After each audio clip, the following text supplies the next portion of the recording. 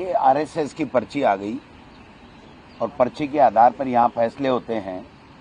खुद के विवेक से फैसले नहीं होते।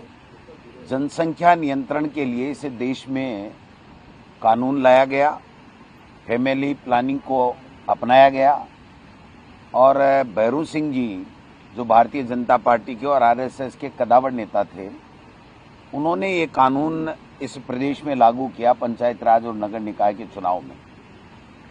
आज इनको ऐसी क्या जरूरत पड़ गई, कैसी परिस्थितियां बदली, ये नहीं बता पा रहे हैं। केवल मोहन भागवत जी का बयान आ गया कि ज्यादा से ज्यादा बच्चे पैदा करो। बेणेश्वर धाम के वो बाबा जी हैं, उनका बयान आ गया कि ज्यादा से ज्यादा बच्चे पैदा करो और आरएसएस से पर्ची आ गई। मैं समझता हूं कि इस प्रकार से अगर आरएसएस के कहने से उनको खुश करने के लिए अगर प्रदेश में इस तरह के फैसले थोपे जाएंगे तो इससे बड़ा दुर्भाग्य तो कोई हो नहीं सकता। आप बताइए, आज प्रदेश की और देश की क्या स्थितियां हैं। कितनी 144 करोड़ की आबादी, 8 करोड़ से भी ज्यादा राजस्थान की आबादी है। पीने का पानी सबको नहीं मिल रहा है, एजुकेशन सबको नहीं मिल रहा है। हेल्थ के अंदर जो परेशानियां आ रही हैं आप सब लोग देख सकते हो। आज इतनी आबादी बढ़ गई है कि जयपुर में एक छोर से दूसरे छोर में जाने में 4-4, 5-5 घंटे लग जाते हैं। हम विधानसभा में आते हैं, हमारे सिविल लाइन से माननीय सदस्य आते हैं, मंत्री आते हैं, हम लोग हॉस्पिटल मार्ग से आते हैं, तो भी 40-40 मिनट तक का जाम लग जाता है। तो ऐसी परिस्थितियों में ऐसी क्या नौबत आई कि इनको ये परिवर्तन करना पड़ा। ये केवल और केवल बाबाओं को खुश करने के लिए, आरएसएस को खुश करने के लिए। अरे वो मोहन भागवत जी तो खुद तो शादी नहीं कर रहे हैं। बाबा बेणेश्वर धाम वाले बाबा है, वो अभी शादी नहीं कर रहा है। वाजपेयी जी देश के प्रधानमंत्री थे, उन्होंने शादी नहीं की। आरएसएस में प्रचारक शादी नहीं कर सकता, मतलब वो तो बच्चे पैदा नहीं करेंगे। शादी नहीं करेंगे तो बच्चे कहां से पैदा करेंगे। और ये कह रहे हैं कि ज्यादा से ज्यादा बच्चे पैदा करो क्योंकि आरएसएस खुश रहना चाहिए। मैं समझता हूं कि ये इनकी दोगली नीति है।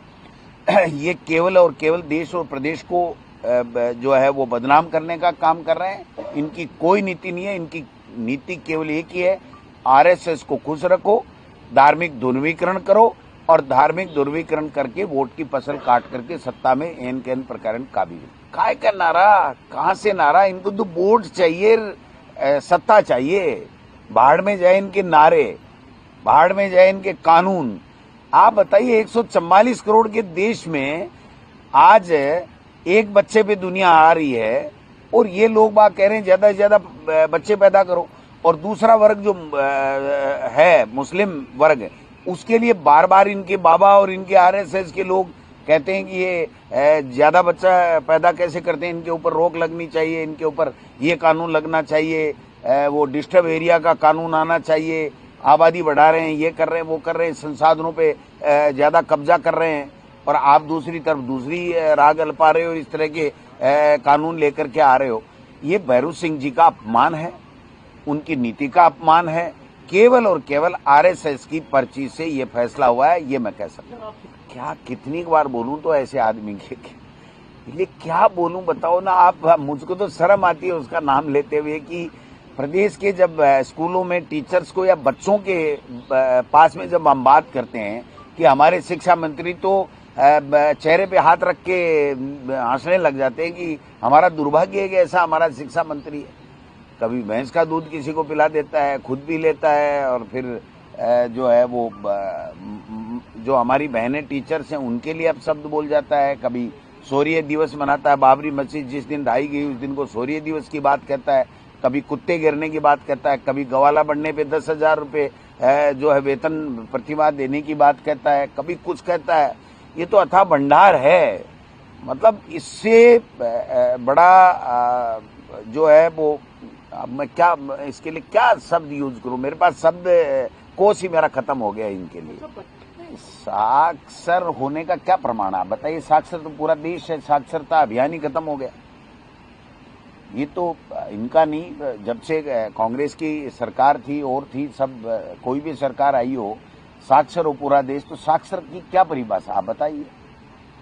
साक्षर का तो मतलब ये हो गया कि किसी को नाम लिखना, अपना हस्ताक्षर का नाम लिखना आता है तो वो साक्षर है। तो फिर एजुकेशन की शर्त पहले क्यों लगाई थी इन्होंने?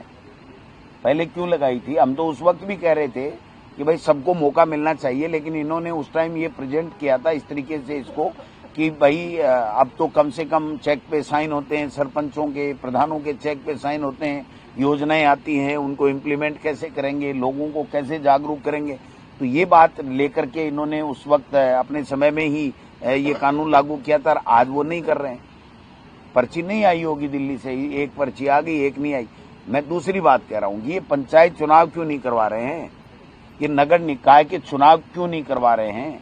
हाई कोर्ट ने सुप्रीम कोर्ट तक ये कह दिया कि 15 अप्रैल से पहले पंचायत राज का चुनाव कराओ। वोटर लिस्ट तैयार होगी, वार्ड बन गए, आनंद फानन में मर जाए जैसे राजनीतिक दुर्भावनाओं से परिसीमन कर लिया, फिर भी हमने कहा चुनाव कराओ। और अब सुप्रीम कोर्ट के अंदर दोबारा सरकार चली गई कि हम 6 महीने चुनाव नहीं करा सकते, क्योंकि ओबीसी आयोग की, जो ओबीसी का राजनीतिक प्रतिनिधित्व देना है, उसकी सर्वे की रिपोर्ट नहीं आई है। मैं दावे के साथ कहता हूं ओबीसी आयोग ने पूरी तरीके से आज से 10 दिन पहले ही तैयार कर ली थी। केवल उनको ये कहा गया था कि 22 तारीख को हम आपसे लेंगे, 24 को कैबिनेट में इसके ठप्पा लगाएंगे और 25 तारीख को हम चुनाव आयोग को भेजेंगे। लेकिन मीनवाइल इन्होंने जो सर्वे कराया, आईबी से रिपोर्ट ली, उसमें ये आया कि आपका सुपड़ा साफ होगा, आप चुनाव नहीं जीतोगे, और अगर चुनाव नहीं जीतोगे पंचायत राज के तो आपकी कुर्सी चली जाएगी, आपकी पर्ची बदल जाएगी। तो आनंद फानन में सुप्रीम कोर्ट में इन्होंने एक PIL लगाई है कि साहब हमारे तो ओबीसी आयोग की रिपोर्ट नहीं आई है, इसलिए हमको समय दिया जाए। सुप्रीम कोर्ट क्या करता है। लेकिन मैं ये बात कहना चाहता हूं कि 2022 का फैसला है, 2.25 साल हो गए, इन्होंने 1.5 साल तक तो ओबीसी के सर्वे का आयोग ही नहीं बनाया, और आयोग को शुरू के 6 महीने में कोई संसाधन नहीं दिए, यानी कागज, रिम, पेन, बाबू, गाड़ी, घोड़ा, कंप्यूटर कुछ भी नहीं दिया, कुर्सी भी नहीं दी। और उसके बाद में दे करके और उन्होंने 3 महीने में रिपोर्ट तैयार की और अब कह रहे हैं हमें रिपोर्ट की जरूरत नहीं है, हम आपको बता देंगे अगर रिपोर्ट लेनी होगी। आप अपने हिसाब से कहीं भी ये बयान मत देना कि हमने रिपोर्ट तैयार कर ली है, हम अभी चुनाव नहीं कराएंगे, क्योंकि हम लोग चुनाव नहीं जीत रहे हैं। ग्रामीण विकास जाए बाढ़ में इनके भले से, इनको तो अपनी कुर्सी बचाने से मतलब है, इसके अलावा प्रदेश के विकास से कोई लेना देना।